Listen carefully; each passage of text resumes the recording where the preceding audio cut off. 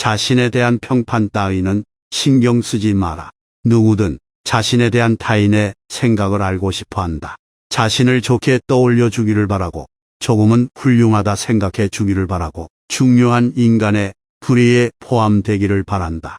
그러나 자신에 대한 평판에만 지나치게 신경 써서 남들이 하는 이야기에 귀를 쫑긋 세우는 것은 좋지 않다. 왜냐하면 인간이란 항상 옳은 평가를 받는 것은 아니기 때문이다.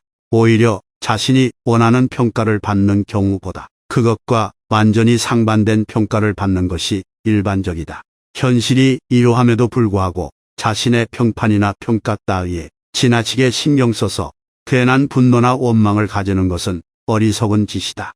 타인이 나를 어떻게 생각하고 있는가, 그 같은 일에 지나치게 연연하지 마라. 그렇지 않으면 실은 미움을 사고 있음에도 불구하고 부장이다, 사장이다, 선생이다라고 불리는 것에 일종의 쾌감과 안심을 맛보는 인간으로 전락하게 될지 모른다.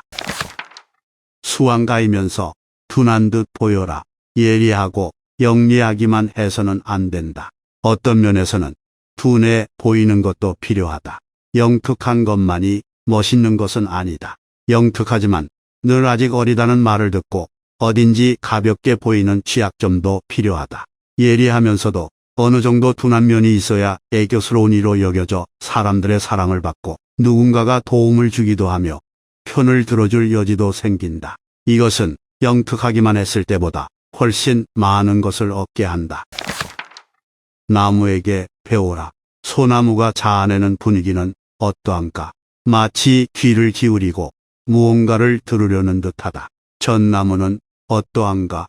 꿈쩍도 하지 않은 채 무언가를 기다리고 있는 듯하다. 이 나무들은 조금도 초조해하지 않는다. 당황하지 않고 조바심 내지 않으며 아우성치지 않고 고요함 속에서 가만히 인내할 뿐이다. 우리도 소나무와 전나무의 태도를 배울 필요가 있다.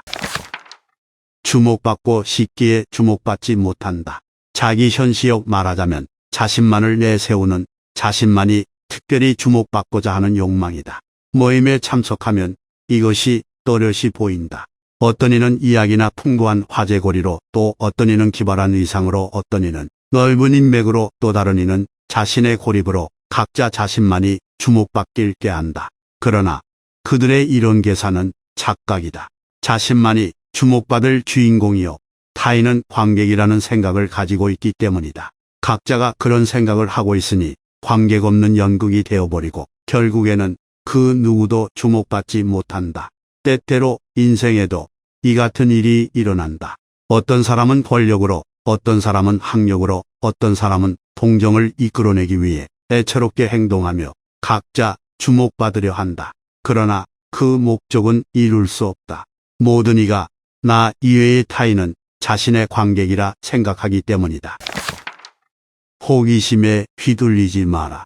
주변이나 세상에서 일어나는 수많은 일마다 고개를 들이밀면 결국에는 공허해질 뿐이다. 역으로 자신의 공허함을 어떻게든 채우기 위해 닥치는 대로 수많은 일에 간섭하는 사람도 있다.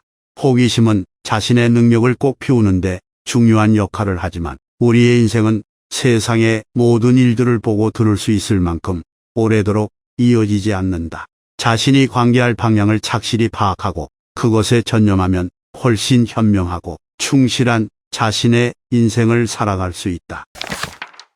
마음은 태도에 드러난다.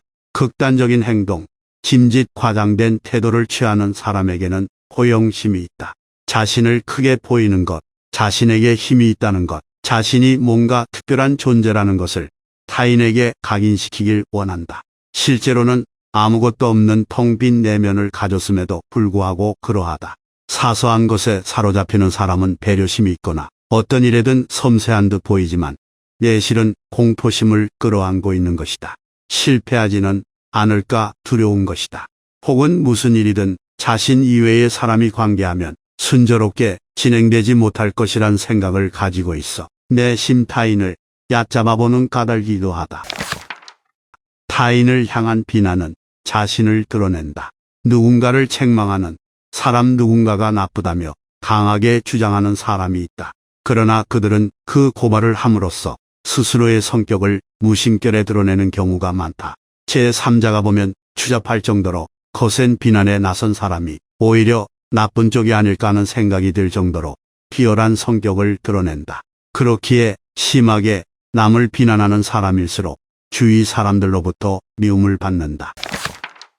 쾌감과 불쾌감은 사고가 낳는다. 우리는 특정한 그 무언가가 자신에게 쾌감 또는 불쾌감이라는 감정을 불러일으킨다고 굳게 믿고 있다. 그러나 실제로 그 모든 것은 자신의 사고방식의 작용에 의한 것이다.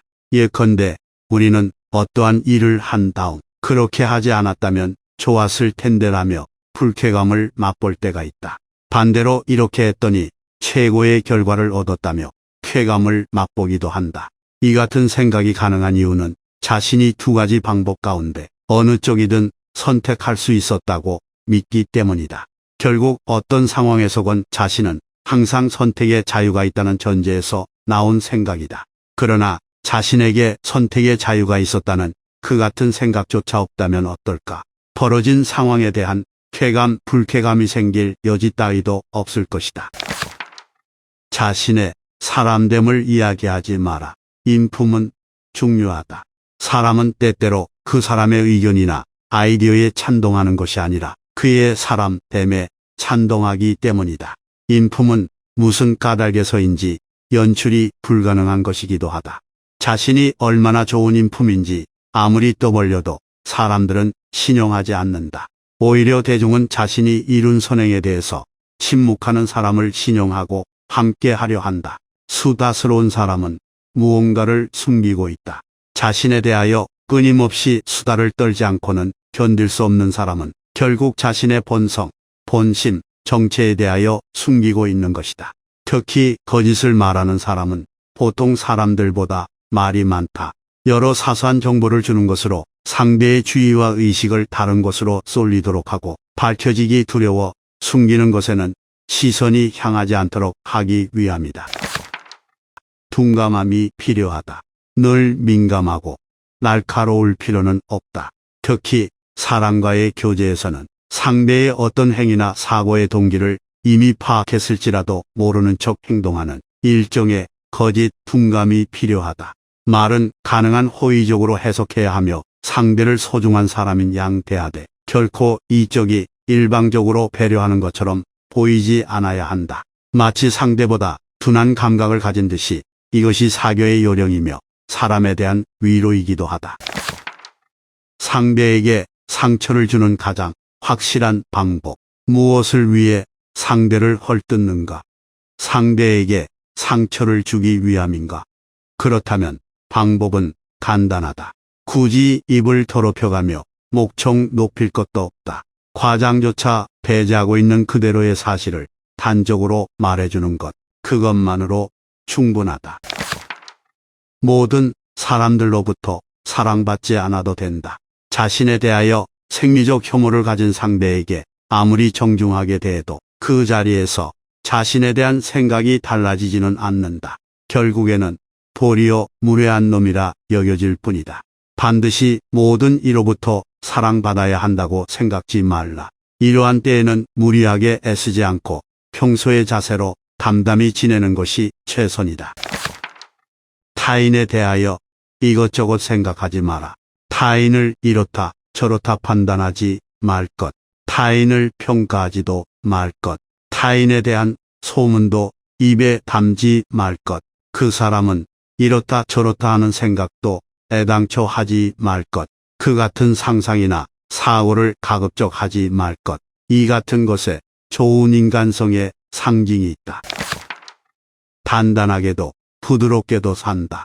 매 순간을 냉정하고 이성적으로 살기 위해 애쓰지 마라. 가슴을 짓누르는 무게, 어깨의 뻐근함이 가중될 뿐이다. 이성적 사고, 계산적이고 합리적인 행동만을 고집한다면 만사가 힘겹고 점점 버티기조차 버거워질 것이다. 고양이처럼 유연하게 조금쯤은 부드러워져도 좋다. 억눌렸던 기분과 감정을 해방시키고 비성적 비합리적으로 마음이 시키는 대로 지내며 기분 전환을 하는 것도 좋다. 그것만으로 우리는 본래의 인간성의 영향을 공급받고 삶의 활기를 북돋는 윤활유를 얻는다. 신뢰를 얻고 싶다면 행동으로 보여라. 자기 자신을 믿는다고 공공연히 말하는 사람은 오히려 타인의 신뢰를 받지 못한다. 그 같은 말을 하는 사람은 스스로에게 취해 있는 나르시스트이거나 자기애로 인해 자기인식이 상당히 안이해진 인간에 불과하기 때문이다. 인간이라는 것이 얼마나 유약한 존재인지 대부분의 사람이 알고 있다. 타인의 신뢰를 얻고자 한다면 말로 자신을 강조할 것이 아니라 행동으로 보여주는 수밖에 없다. 피할 수도 물러설 수도 없는 상황에서의 진실하고 흔들림 없는 행동이야말로 타인의 믿음에 호소할 수 있다. 오직 자신만이 증인인 시련. 자신에게 시련을 주어라. 아무도 모르는 오직 증인이라고는 자신뿐인 시련을 이를테면 그 누구의 눈에 띄지 않는 곳에서 정직하게 산다. 혼자 있는 경우라도 예의 바르게 행동한다. 자기 자신에게조차 티끌 만큼의 거짓말도 하지 않는다. 그 수많은 시련을 이겨냈을 때 스스로를 다시 평가하고 자신이 고상한 존재라는 사실을 깨달았을 때 비로소 사람은 진정한 자존심을 가질 수 있다. 이것은 강력한 자신감을 선사한다. 그것이 자신에 대한 보상이다.